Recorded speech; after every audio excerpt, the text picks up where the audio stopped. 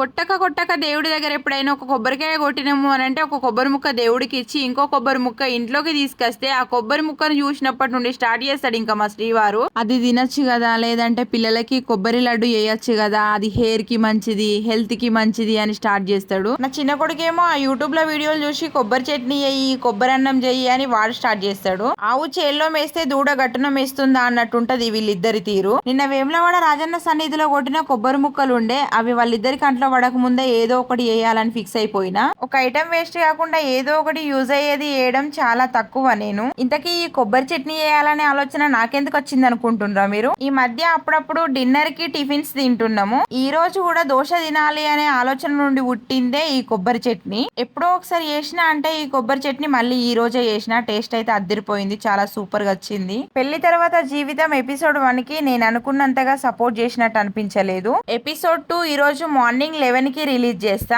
Daily 2 episodes ఉంటాయి, morning 11 కి, afternoon 3 కి.